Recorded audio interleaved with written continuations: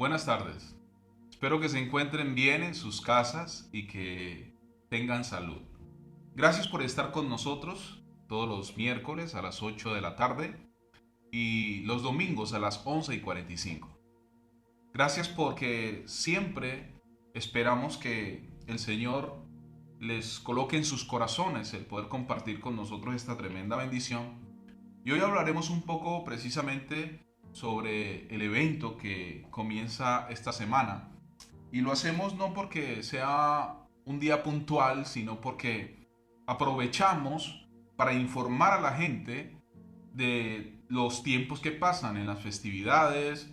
Por ejemplo, esta semana tenemos la Semana Santa, la Pascua, tenemos la Semana Mayor, lo que le decimos nosotros, la Semana Santa.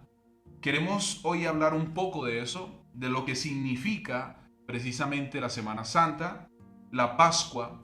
Muchos celebran, o más bien muchos tienen unas tradiciones en esta temporada, pero realmente no saben lo que significa Pascua. La Pascua significa Cristo.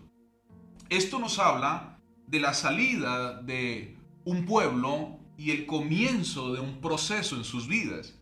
En Éxodo capítulo 12, versículo 1 al 3, si me puede acompañar, dice: habló el Señor a Moisés y a Aarón en la tierra de Egipto, diciendo: este mes os será principio de meses.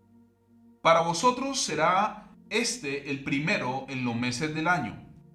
Y en el versículo 3 dice: habla toda la congregación de Israel diciendo: el 10 de este mes, tómese cada uno un cordero según las familias de los padres, un cordero por familia.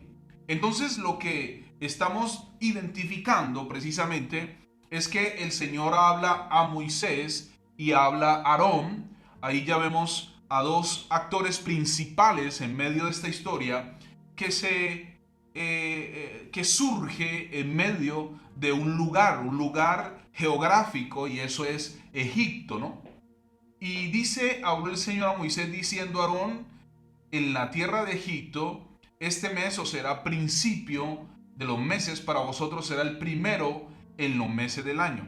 Esto hablaba de que Dios no solamente iba a sacarlos de una condición, sino que iba a darles un comienzo a una nueva vida. En Éxodo capítulo 12, versículo del 1 al 3, nos habla, según lo que hemos visto en la fecha sobre el calendario hebreo, es el 1 de abril. En el calendario hebreo sería Nisan o Abib. Y esto nos habla de que era más o menos el 1 de abril que celebraban, o que ellos salieron de la tierra de Egipto. No solamente salieron, sino que iniciaron un nuevo camino. La Pascua es el Cordero de Dios sacrificado. Lo que quiere decir es, o lo que significa, es pasar de largo. Es como el día de la independencia de una nación. La Pascua hebrea, la Semana Santa, es como el día de la liberación de un pueblo.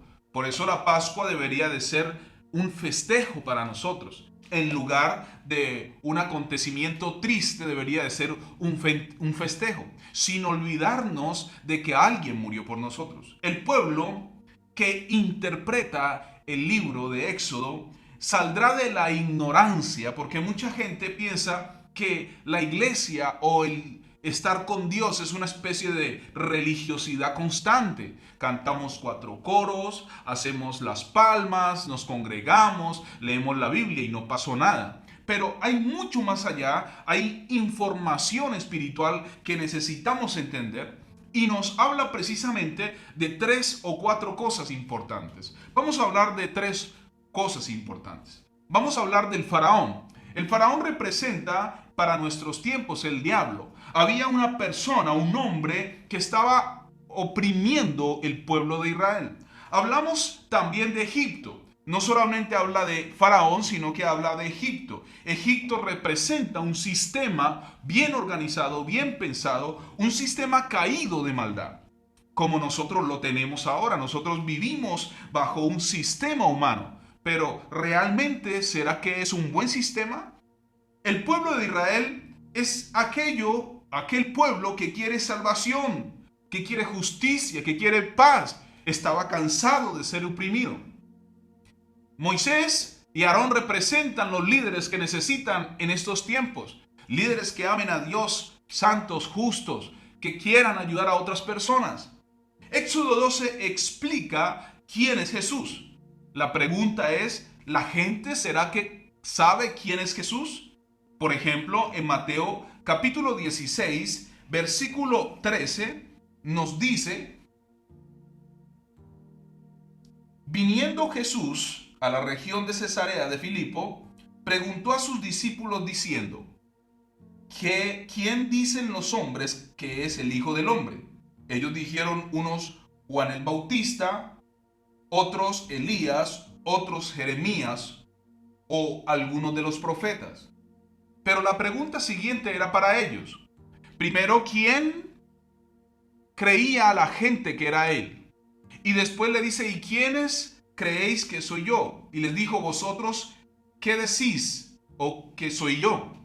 En el versículo 16, respondiendo Simón Pedro le dijo, tú eres el Cristo, el Hijo del Dios viviente.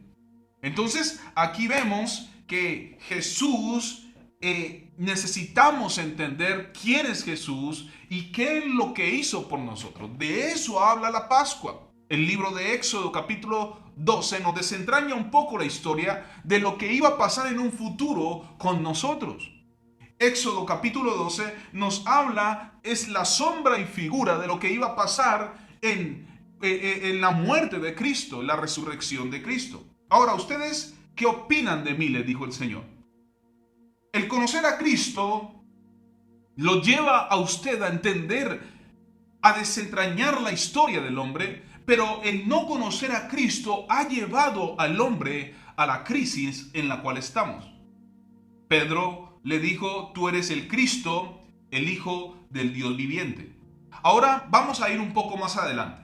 Juan el Bautista lo presenta ante la historia, ante los políticos, ante los militares y ante el mundo entero como, he aquí el Cordero de Dios que quita el pecado del mundo. Entonces, cuando hablamos de Éxodo capítulo 12, para ellos es salir de la esclavitud, del dominio, del control del faraón, de un sistema caído, y de salir de la opresión, del dolor y de la angustia, tenían que tener un plan. No lo podían hacer ellos humanamente. Entonces Dios ordena un plan. En Éxodo capítulo 12 nos habla de que todo lo hizo Dios. Fue Dios el que creó el plan. Él mismo lo formó, lo formuló. Igualmente que pasó cuando Jesús vino a morir. Y eso lo estaremos hablando durante esta semana. Quiero que sepan de que, en primer lugar, voy a ser un poco amplio en esto. No voy a enfocarme tanto porque estaremos hablando de la Semana Santa, de la Pascua, de la Semana Mayor. Esto se está celebrando alrededor del mundo entero. Pero realmente, primeramente, la gente no conoce a Cristo. Él fue el que nos liberó. Él es nuestro Salvador. Él es la rosa de Sarón. Él es el lirio de los valles. Él es Dios. Él es el único que puede sacar a la humanidad y a cualquier persona de cualquier condición. Ahora, ¿de qué nos liberó? En primer lugar, vamos a hablar un poco del pecado. El pecado es la aberración del mal. Algunos dicen errar el blanco, no funcionar para los que fuimos creados, ser tolerante con la maldad, pero yo creo que nos quedamos cortos a la hora de hablar del pecado. Si nosotros realmente entendiésemos qué es el pecado, nosotros sabríamos de qué nos ha liberado y de qué condición nos ha sacado. El pecado es peor que la muerte, que el diablo y que el infierno. En un libro llamado La plaga de las plagas, escrito en 1669, un hombre de Dios llamado Ralph Penny escribió lo siguiente. Dijo, en general, el pecado es el peor de los males. Lo malo de lo malo. De hecho, lo único malo. Nada es tan malo más que el pecado. Así como en los días tan complicados que vivimos, no son comparados con la gloria que será revelada para nosotros, así tampoco los sufrimientos de esta vida, ni de los que están por venir, son dignos de ser comparados con el mal del pecado. O sea, todo el sufrimiento que hemos tenido, o todo el sufrimiento que tuvo el pueblo de Israel, y todo el sufrimiento por venir, no es comparado con el mal del pecado. Ningún mal es tan desagradable a Dios y tan destructivo al hombre más que el pecado. La aflicción no trae tanto sufrimiento. La muerte no es tan mortal. El diablo no es tan diabólico. El infierno no es tan infernal como el pecado. Esto nos ayudará a llenarnos de acusación en contra de su pecaminosidad. Y creo que definitivamente, especialmente así como va en contra de la bondad del hombre, los 4 males que acabamos de nombrar, la aflicción, la muerte, el diablo, el infierno, y toda persona está diciendo: Señor, líbrame de la aflicción, Señor, líbrame de la muerte, líbrame del diablo, líbrame del infierno. Ni todos estos juntos son tan malos como el pecado. Por tanto, nuestras oraciones deberían estar más concentradas en ser liberados del pecado. Y después termina diciendo: te rogamos, óyenos, buen Señor. Fin de la cita. Quiero que ustedes sepan de que el pecado es más severo y más serio de lo que nosotros pensamos. No se trata de solamente hacer algunas cosas mal. Se trata de estar llenos de podredumbre, totalmente dominados, controlados, poseídos, ciegos, sordos, mudos, incapaces, inconscientes, totalmente derribados y destruidos. De eso está hablando la Pascua. La Pascua no solamente, o la muerte de Cristo, o lo que hizo el Cordero en Éxodo capítulo 12 cuando matan el Cordero, no solamente los liberó del pecado, los liberó de muchas cosas más, pero lo más profundo era el pecado. El hombre quiere regenerarse a través del conocimiento, de la educación, meramente acumulación de información o de grados académicos. Creo que definitivamente nosotros los hombres no entendemos lo que es el pecado y lo que Cristo hizo, de lo que Cristo nos ha librado y liberado.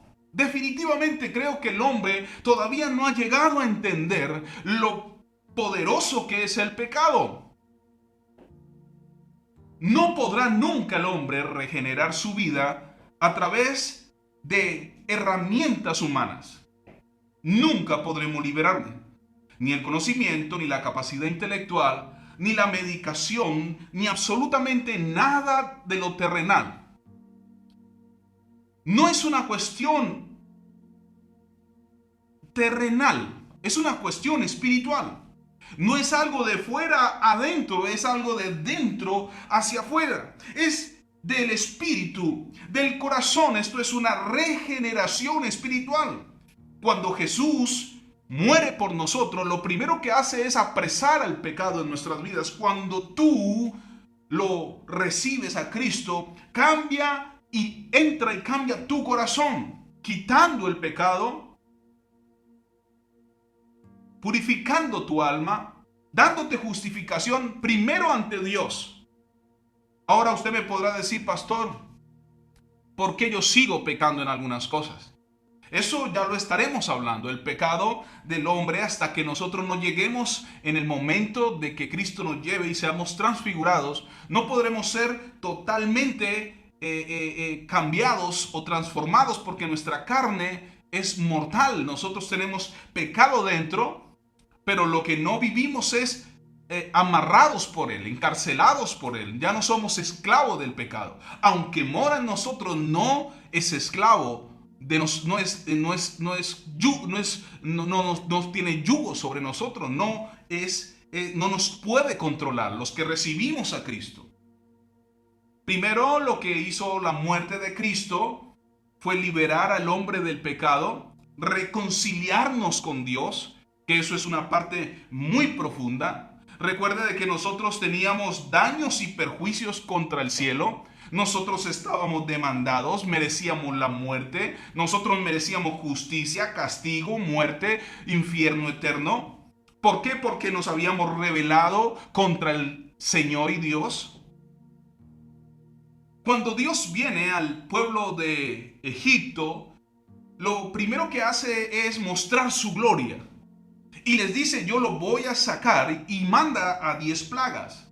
Pero las 10 plagas, la última, la 10ª plaga era la muerte de los primogénitos. Eso nos habla de que si él no elabora el plan de colocar la sangre del cordero sobre los linteles de la puerta, el ángel de la muerte iba a entrar.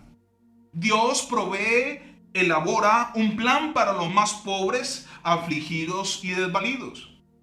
Y Dios pide un cordero joven, sin mancha, sin defecto, y del cordero iban a usar todos los elementos, la carne, los huesos, la cabeza, las piernas, los pies, la sangre.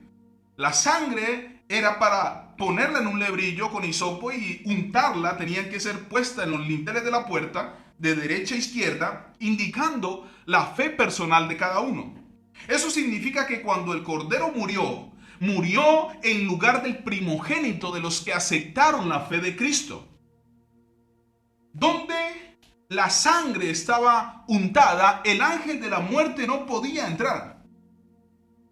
Y moría el primogénito del cual la casa no tenía la sangre del cordero. La carne era para comérsela. Se tenían que comer todo el cordero.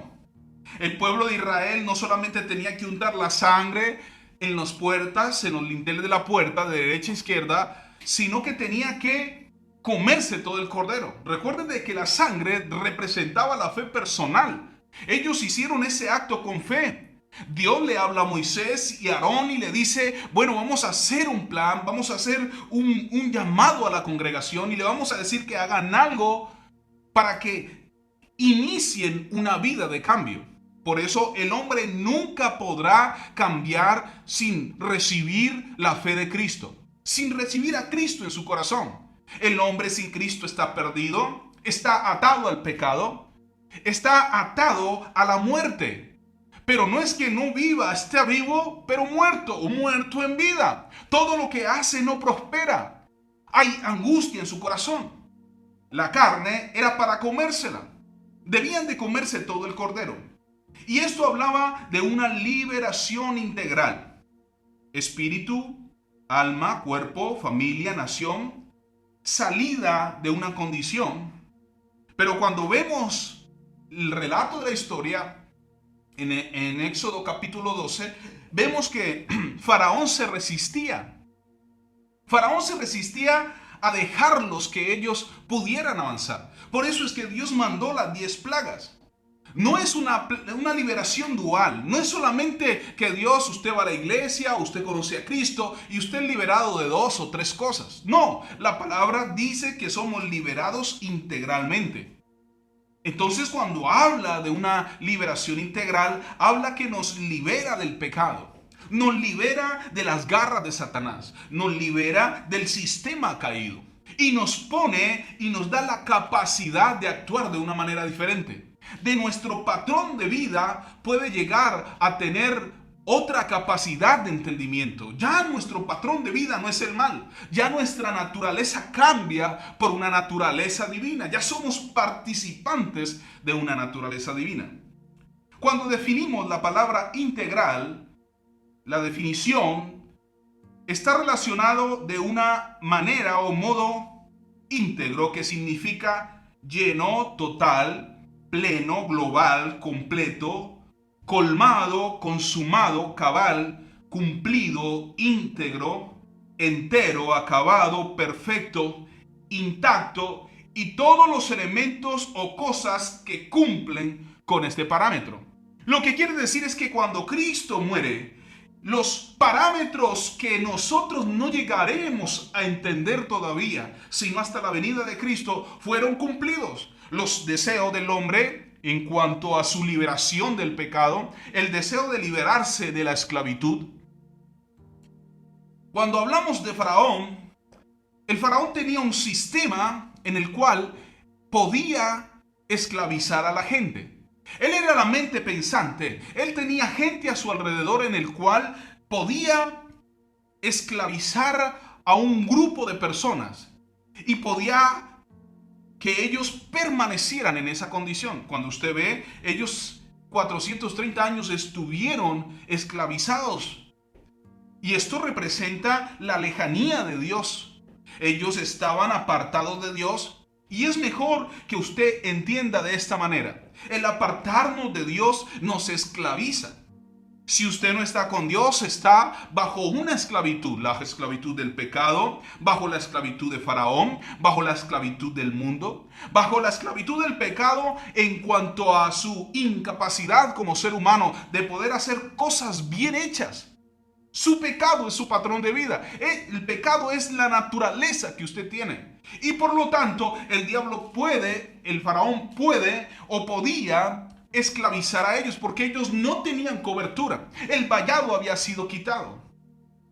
El faraón, él no quería que el pueblo de Israel avanzara. Cuando vamos a Éxodo, capítulo 8, versículo 28, nos dice, dijo Faraón, yo os dejaré ir para que ofrezcáis sacrificios al Señor vuestro Dios en el desierto, con tal de que no vayáis muy lejos. Y después le dice, orad por mí.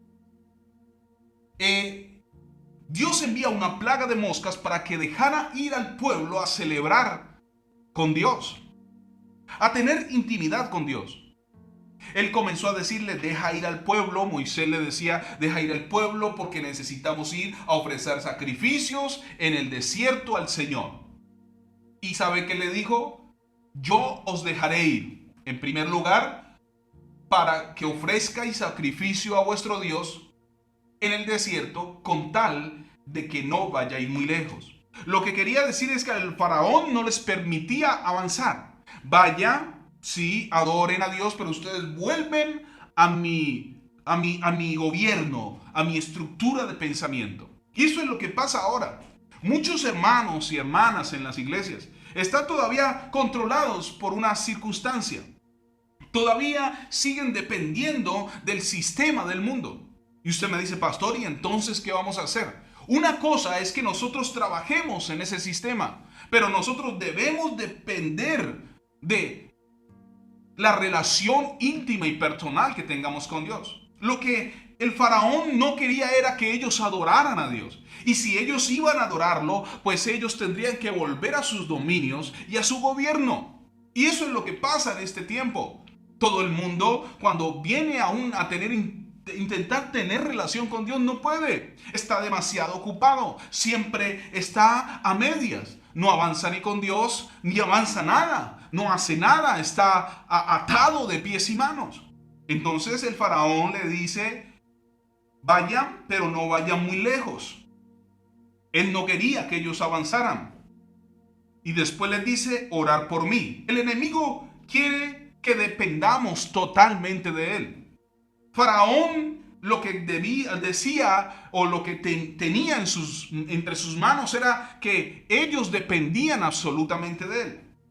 En primer lugar, no quería que avanzaran. En segundo lugar, capítulo 10, versículo 9 de Éxodo, cuando vemos aquí, 10:9 dice, Moisés respondió, hemos de ir nuestros niños con nuestros viejos, con nuestros hijos, con nuestras hijas, con nuestras ovejas, con nuestras vacas. ¿Sabe qué? El faraón le dijo, vayan ustedes los esposos a adorar a Dios, pero sus esposas, sus hijos y sus esposas se quedarán aquí. El faraón quería quitarle sus esposas. Ellas procreaban. Lo que él quería era una fuente de humanos. Él quería más esclavos y por lo tanto quería retener a las esposas y también retener a los hijos porque ellos eran los futuros esclavos. Después de que los padres murieran, seguían los hijos y así sucesivamente. Mientras hubieran esposas e hijos, ellos iban a poder regenerar la raza de esclavos. Entonces, lo primero que hizo fue que no los quiso dejar avanzar. Vayan al desierto, pero ustedes vuelven aquí. En segundo lugar, les quería quitar a sus esposas, a sus hijos, que eran la próxima generación. Lo que pasa en este tiempo es igual. Todo el sistema creado por el hombre y por el enemigo y por Satanás es que quiere quitar a las esposas, quiere colocarle a ellas, a las mujeres, un pensamiento de liberación que expulsa al hombre de sus casas, que no tiene nada que ver con el plan y el proyecto de Dios. Los hijos no quieren estar con sus padres, están fuera de control. El enemigo es el que provoca estos planes. Y el mismo plan que tenía el faraón en aquel tiempo, lo tiene ahora el enemigo. En tercer lugar, quería quitarle las riquezas. Éxodo 10, capítulo 10, versículo 24. Entonces Faraón hizo llamar a Moisés y dijo: servid al Señor, solamente queden vuestras ovejas, vuestras vacas, y vayan también vuestros niños con vosotros. Moisés respondió: tú también nos darás los sacrificios y holocaustos que sacrifiquemos para el Señor nuestro Dios. Entonces lo que vemos aquí es que él no solamente no quería dejar avanzar el pueblo de Dios. Ellos no querían tampoco que sus esposas ni sus hijos fueran. Ellos no querían que sus riquezas fueran con ellos, porque el pueblo de Israel habían prosperado en aquella tierra.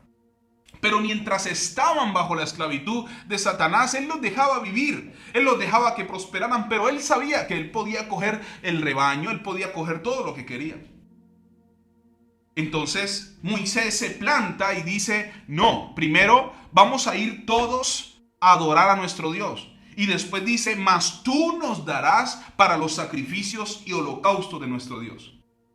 Había que arrancar al faraón. Hay que arrancarle al mundo, al sistema caído, a nuestras esposas, a nuestros hijos, a los esposos. Hay que llevarlos a Dios para que Dios pueda liberarlos de la esclavitud del pecado, de las garras del enemigo, de un sistema caído. De eso habla la Pascua. La Pascua habla de una liberación integral. Alma, cuerpo, espíritu. Y tal vez nuestro cuerpo todavía esté sufriendo, pero llegará un momento en que no lo hará. Nuestra alma estará en paz con Dios. Por eso la Biblia nos dice que Él nos da paz en medio de las tormentas. Hay que arrancar al faraón mujeres, hijos, riquezas. Hay mucha gente que tiene sus riquezas involucradas en cosas del mundo. Yo no quiero decir que usted no pueda hacer negocios. Por supuesto que sí. Pero lo que usted no puede es invertir totalmente en la vida terrenal. Usted tiene también que invertir en la vida espiritual. Y no estoy hablando de diezmos, de ofrenda. Estoy hablando de que usted pueda impartir la palabra de Dios. Y pueda invertir en que la palabra de Dios sea en la tierra, en sus hijos. Ayudar a los pobres. Enseñar a otros la palabra de Dios. Enseñarles la verdadera liberación. Esto lo llevará a la muerte financiera. Cuando haya un caos o cuando haya una crisis financiera, el primero que va a sufrir es la persona que no entendió que tenía que haber hecho otras cosas. No solamente eso, sino que los liberó de la maldición, de la enfermedad. Nos sanó o los sanó. Él se empobreció para que nosotros fuéramos enriquecidos, y no hablo tanto de una parte de una manera financiera, sino que hablo de una manera espiritual. Lo que yo hago hoy, lo que yo entiendo hoy es lo que voy a hacer mañana. Hoy yo tengo que entender cómo tengo que vivir y qué es lo que Dios quiere en mi vida para poder prosperar en el día de mañana. Éxodo capítulo 12, versículo 8. Vamos a verlo allí, 12:8. Dice: y en aquella noche comerán la carne asada al fuego, y panes sin levadura con hierbas amargas lo comerán. Todo eso tenía un significado. La carne era para que ellos tuvieran fuerza, para que ellos pudieran ir a través del desierto, caminar. Dios los liberó de la esclavitud, del poder del enemigo, de la enfermedad. La Pascua es el prototipo de Cristo. Cuando necesitamos sanidad en nuestros cuerpos, muchas veces clamamos a Dios. A veces Él nos sana si Él quiere, o si no, nos permite vivir. O si no, sencillamente nosotros nos vamos con Él. Pero lo que yo quiero decir es, no hay un fin de las cosas, sino hay un continuar. En el Salmo 105, vamos a ir al Salmo 105, vamos a leer los Salmos, porque es importante lo que escribe el salmista. 105:36 dice: hirió de muerte a todos los primogénitos en su tierra, las primicias de toda su fuerza, los sacó con plata, con oro, y no hubo en sus tribus enfermo. Egipto se alegró de que salieran porque su terror había caído sobre ellos. Lo que quiere decir es que el trabajo de Dios fue tan poderoso que era integral, totalmente. No solamente lo sacó con riqueza, no quiero decirle que usted va a conocer a Cristo y se va a volver rico, no estoy hablando de eso, pero va a tener algo de riqueza en comparación a nada. Va a poder ser sabio y va a poder ser inteligente. Dios le va a decir cómo hacer las cosas. No para que sea un tipo multimillonario, y si lo es, pues gloria a Dios. Pero lo que Él quiere es que usted tenga algo en comparación a nada. Cuando la palabra de Dios habla de riquezas, la riqueza es tener algo en comparación a nada. Cuando usted ya tiene comida, cuando usted ya tiene sustento, cuando usted ya tiene algunas cosas, usted es rico, más rico que muchas personas en el mundo. Su sueldo, lo que usted gana, ya es una riqueza. El Salmo 107, versículo 18, dice lo siguiente: su alma abominó todo alimento y llegaron hasta las puertas de la muerte, pero clamaron al Señor en su angustia y los libró de las aflicciones. Envió su palabra y los sanó y lo libró de la ruina. Y dice el Salmo: alaben al Señor, alábenlo por sus misericordias. Quiero que sepa de que si Cristo no llega a morir por nosotros, si Dios no llega a hacer esto en el tiempo de Éxodo, ellos sencillamente no solamente iban a vivir toda una vida de ruina y de escasez, sino separado de Dios, una vida de infierno. Quiero decirte que no es la voluntad de Dios que estemos muchas veces en aflicción, depresión, frustración, desprecio, aunque muchas veces sí, para hacernos crecer. Pero ese no es el plan de Dios. El plan de Dios es que nosotros crezcamos, sí, a través de la depresión, frustraciones y muchas cosas. A veces entraremos en crisis, pero Dios estará ahí para ayudarnos y para librarnos. A ellos los libró absolutamente de todo eso. Lo que quiere decir es que ellos estuvieron deprimidos, pero Dios estaba ahí para levantarlos. Tú clamas al Señor y el bálsamo de Dios, Él te va a responder. Si tu hijo necesita ser liberado de las drogas, del alcohol, hay jóvenes que ahora quieren suicidarse, envíeles o déles la palabra de Dios. Déjelos que expóngalos ante la palabra de Dios. Crea en la muerte de Jesucristo y lo que eso significa. Pero no solamente se queda en la muerte, sino en la resurrección y en la glorificación de nuestro Salvador. La Pascua lo que nos lleva es a entender de lo que Cristo nos ha salvado, de lo que Cristo nos ha liberado. La Pascua nos ayuda a entender de todo lo que Cristo hizo por nosotros y todo lo que tenemos y las promesas maravillosas que tenemos en Cristo. Entonces, eso significa la Pascua. No tenemos que estar celebrando un funeral. Primera de Corintios capítulo 5 versículo 7. Celebremos la Pascua. Nuestra Pascua es Cristo. Eso lo estaremos estudiando más adelante. Pero yo lo que quiero es que usted sea sensato y entienda que Dios lo libró de las garras, o más bien de la esclavitud del pecado. Eso es lo más importante. Usted puede ser libre hoy de la esclavitud del pecado. Usted puede ser libre hoy de las garras del diablo. Y si usted ya ha sido liberado, usted necesita entender lo que posee en Cristo, la herencia en Cristo Jesús. Gracias por estar ahí con nosotros. Espero que usted entienda que la Pascua hay que celebrarla con gratitud, en memoria de todo lo que Cristo hizo por nosotros. Léase el libro de Éxodo, capítulo 12 y va a entender todo lo que ellos sufrieron. Y va a ver de lo que Dios nos liberó y nos ha librado. Vamos a orar. Padre, gracias por tu muerte y tu resurrección. Hoy oramos y alabamos tu nombre. Tu palabra es poderosa. Señor, nos has liberado de la esclavitud del pecado. Nos has liberado de la esclavitud del diablo. Nos has liberado, Señor, de la muerte, del sistema caído. Esperamos, Señor, que las personas puedan entender que tú has hecho mucho por nosotros. Queremos también entender cuáles son las riquezas de tu gloria, Señor, en Cristo Jesús. Queremos conocer a Jesús. Entregue su corazón a Dios si no lo ha entregado. Y si ya entregó su corazón a Cristo, dígale: Señor, yo quiero entenderlo. Padre, gracias por tu amor. Gracias por tu bondad.